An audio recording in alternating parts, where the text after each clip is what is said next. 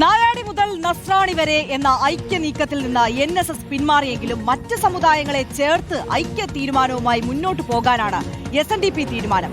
ഭാരവാഹി യോഗം ചേർന്ന് തുടർ തീരുമാനമെടുക്കും. NSS പിന്മാറിയാലും ഐക്യ ശ്രമങ്ങളെ ബാധിക്കില്ലെന്നാണ് SNDPയുടെ വിലയിരുത്തൽ. സജോ ദേവസ്യ കൂടുതൽ വിശദാംശങ്ങളുമായി നമുക്കൊപ്പം ചേരുകയാണ്. സജോ, നോക്കൂ, ഇപ്പോൾ പറഞ്ഞതുപോലെ നായാടി മുതൽ നസ്രാണി വരെ എന്ന വലിയ ആശയം, വലിയ ഐക്യ നീക്കം, സാമുദായിക സമവാക്യങ്ങളെല്ലാം തിരുത്തി കുറിക്കുന്ന തരത്തിൽ ഒരു ഐക്യ നീക്കവുമായി മുന്നോട്ട് വന്നത് SNDP ആണ്.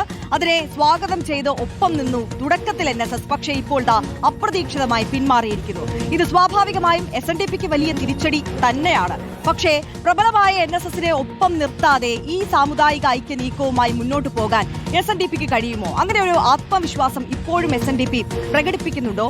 NSSന്റെ പ്രതികരണം വന്നതിന് ശേഷം SNDPയുടെ വിലയിരുത്തലുകൾ, തീരുമാനങ്ങൾ, പ്രതികരണങ്ങളൊക്കെ ഏത് തരത്തിലാണ് ഇന്ന് വന്നത്? സജോ,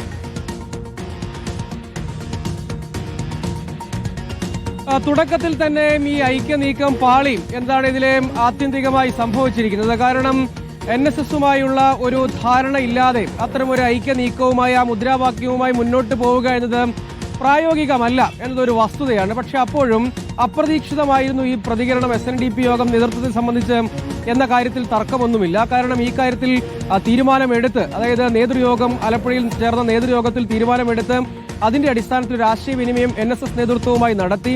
അതിനുശേഷം തുഷാർ വെള്ളാപ്പള്ളി, അതായത് SNDP യോഗം പ്രസിഡന്റ് തുഷാർ വെള്ളാപ്പള്ളി അയക്കുക, ആശയവിനിമയം നടത്തുക, അതിനുശേഷം വെള്ളാപ്പള്ളി നടേശൻ, സുകുമാരൻ നായർ കൂടിക്കാഴ്ചയ്ക്ക് അവസരമൊരുക്കുക, അങ്ങനെ മുന്നോട്ടേക്ക് പോവുക, പിന്നീട് യോജിച്ച തീരുമാനങ്ങൾ പ്രഖ്യാപിക്കുക തുടങ്ങിയവയൊക്കെയായിരുന്നു ലക്ഷ്യം.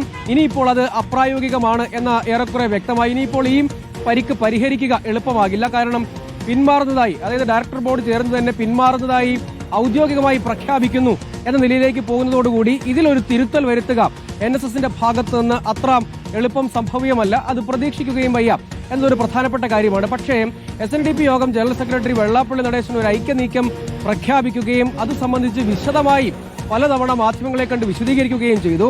ഇനിയിപ്പോൾ സമ്പൂർണ്ണമായി ഇത് ഇങ്ങനെ ഒരു ശ്രമമേ ഇല്ല എന്ന് പറഞ്ഞ് ഉപേക്ഷിക്കുക ആ സംഘടനയെ സംബന്ധിച്ചിടത്തോളം, പ്രത്യേകിച്ച് വെള്ളാപ്പള്ളി നടേശനെ സംബന്ധിച്ചിടത്തോളം എളുപ്പമല്ല, അത് അപ്രായോഗികമാണ് എന്നൊരു സാഹചര്യം കൂടി സ്വാഭാവികമായും ഉണ്ട്. അതുകൊണ്ട് മറ്റ് വിവിധ, അതായത് സമാന നിലപാടുള്ള ഒരേ ചേരിയിലേക്ക് കൊണ്ടുവരാൻ കഴിയുന്ന സമുദായ സംഘടനകളുമായി ആശയവിനിമയം നടത്തുകയും അവരെ ഒരു ചേരിയിലേക്ക് അണിനിരത്തുകയും ചെയ്യുക. അതിനുശേഷം ഇത് സ്വതന്ത്രമായ ലക്ഷ്യത്തോടു കൂടി ഉള്ളതാണ് എന്ന സന്ദേശം നൽകുക. തുടർന്ന് കൂടുതൽ അണിരഞ്ജന ശ്രമങ്ങളിലേക്ക് കടക്കുക. ഇതാണ് ഒരു സാധ്യത. അത് സംബന്ധിച്ച് കൂടിയാലോചനകളിലേക്ക് കടക്കും. SN ട്രസ്റ്റിന്റെ യോഗമാണ് ആദ്യം നടക്കുക. അത് പക്ഷേ ട്രസ്റ്റ് പ്രവർത്തനങ്ങളുമായി ബന്ധപ്പെട്ട യോഗങ്ങളാണ് നടക്കുക. ഈ കാര്യത്തിൽ പക്ഷേ മറ്റ് കൂടിയാലോചനകൾ നടത്തേണ്ടതുണ്ട്. കാരണം വെള്ളാപ്പള്ളി നടേശൻ തന്നെ പ്രഖ്യാപിച്ച ഒരു ഐക്യ നീക്കമാണ്. അതിൽ നിന്ന് ഇനിയിപ്പോൾ ഇതോടുകൂടി ഉപേക്ഷിച്ച് പോവുക എന്നത് സ്വാഭാവികമായി അവരെ സംബന്ധിച്ചിടത്തോളം ബുദ്ധിമുട്ടുണ്ടാക്കുന്നതാണ്, മുറിപ്പെടുത്തുന്നതാണ് എന്ന കാര്യത്തിൽ തർക്കമൊന്നുമില്ല. അതുകൊണ്ട് സമാന ആശയമുള്ള മറ്റ് സംഘടനകൾ, പക്ഷേ പ്രബലമായ രണ്ട് സംഘടനകൾ SNDPയും NSSുമാണ് എന്നതാണ് ഇതിലെ ഒരു വസ്തുത. അതുകൂടാതെ വിവിധങ്ങളായ സാമൂഹിക സംഘടനകളുണ്ട്, ജാതി സംഘടനകളുണ്ട്. അവരെയൊക്കെ ചേർത്ത് പിടിക്കാനായി പരിശ്രമിക്കുക, അവരുടെ ഒരു വേദി ആദ്യം ഉണ്ടാക്കുക.